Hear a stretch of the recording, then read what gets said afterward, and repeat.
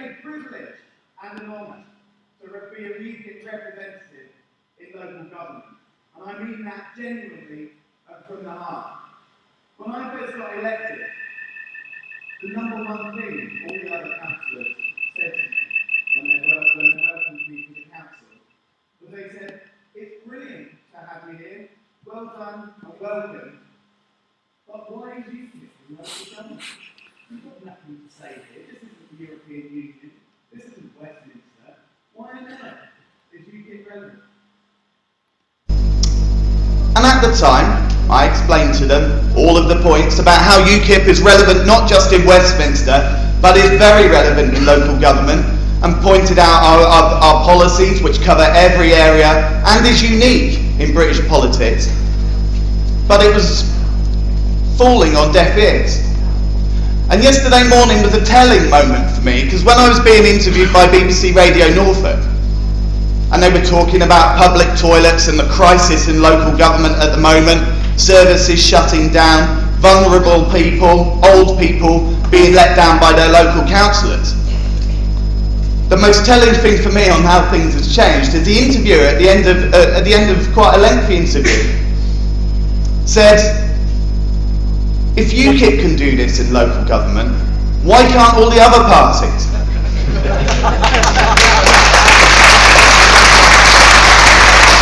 Now, Crockford, that is just a small example of how UKIP has changed over the last few years. Not changed in terms of what it's doing, but changed in terms of the people's awareness, and especially the media's awareness, of just what UKIP's all about. Because we actually haven't changed that much at all. Steve Crowther, who's been a brilliant chairman and has led a culture shift in this party, has professionalised us, has made us more disciplined and more determined to strive to win, and better equipped to strive to win. But actually, the principles and the morals behind everything we're doing has remained absolutely consistent since 1999. Unlike the other parties, who are over this side 1 minute, over that side the next, ducking and diving according to whatever the media says to them. UKIP is uniquely consistent, and always has been, and always will be. And that's down to you, because you won't let this party change. You won't let this party falter. You will take us forward. And that's partly what I'm here this morning to talk to you about. We had a fabulous training day yesterday, really showing just how much better this party is at getting things right than it ever has been. Just how determined this party is to get out there and win. Yesterday, over 100 delegates came into this conference centre determined to learn, determined to do better, because what they were here for wasn't just training for themselves, it wasn't just training for the party. They were here because they know that they are now in a position to win elections, and they really, really want to do that job well.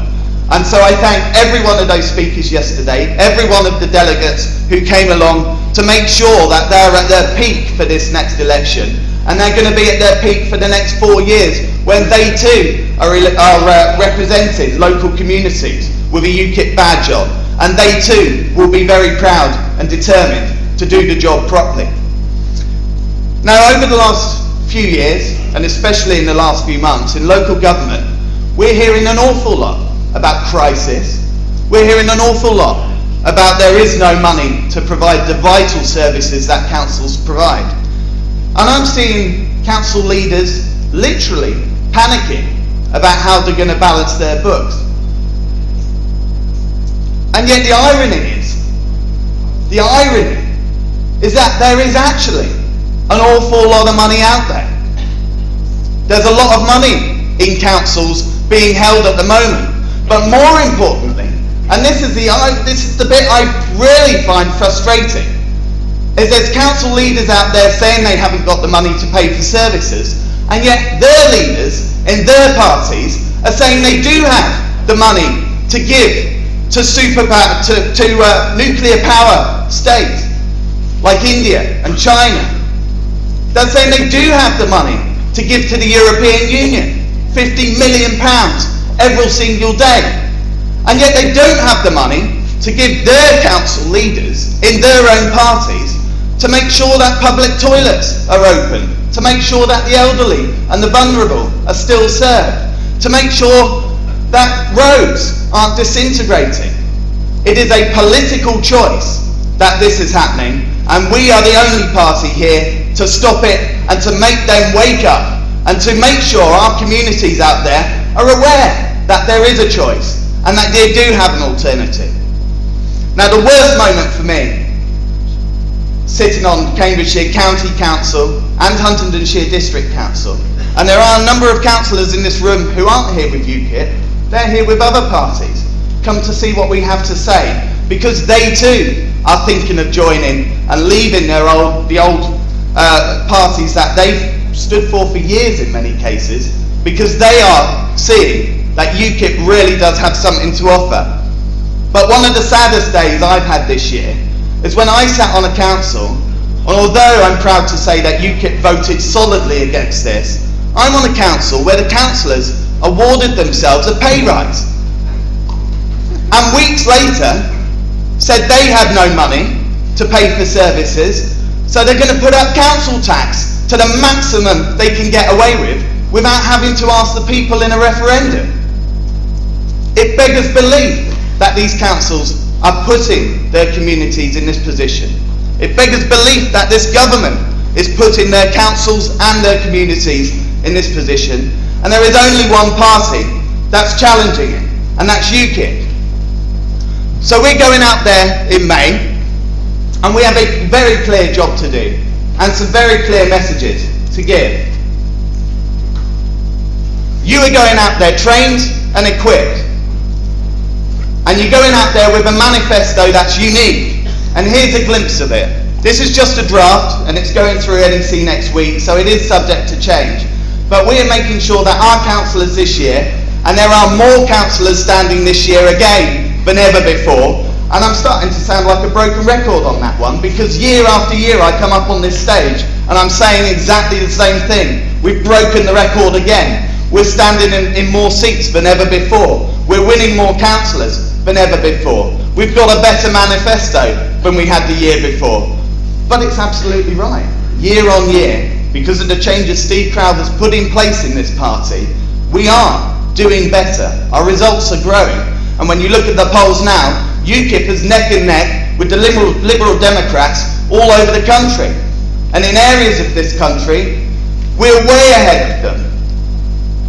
Times are changing, and we're here to win. And this UKIP manifesto, that I'll just flick through now, is a tool that we need you to go out with to explain to people just what's going on.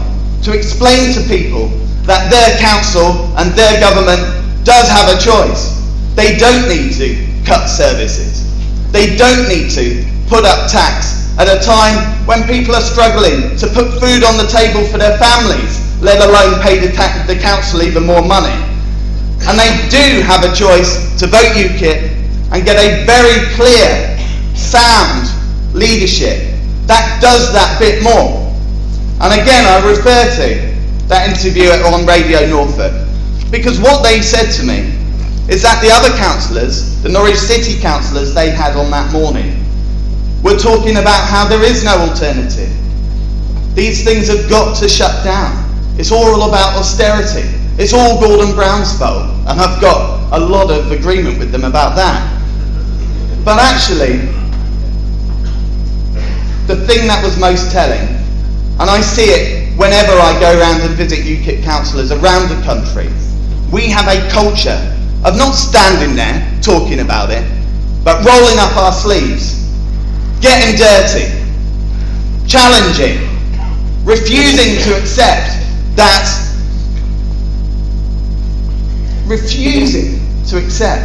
that there is no alternative, and going out there and making our communities work. Take Just Ramsey, which I'll exploit because I know it best.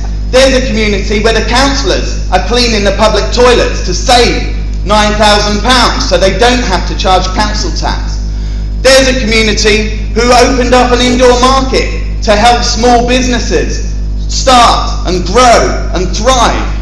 And the people of Ramsey, and we had the Wall Street Journal come to see if it was true, The people of Ramsey are saying they just don't understand it. Everyone around them on this Conservative controlled council is talking about negativity and cuts and High Street shutting down. Yet in Ramsey, it doesn't ring true. What they are saying to people is they can't believe that for 20 years they've seen this neglect, and for 20 years they've seen their community being run down. And yet, as soon as they got a UKIP council, something changed, something snapped. And this isn't unique to a group of people in Ramsey. This is a UKIP culture that they're identifying. A culture where councillors don't just sit in meetings talking about what they're going to do, they go out there and do it.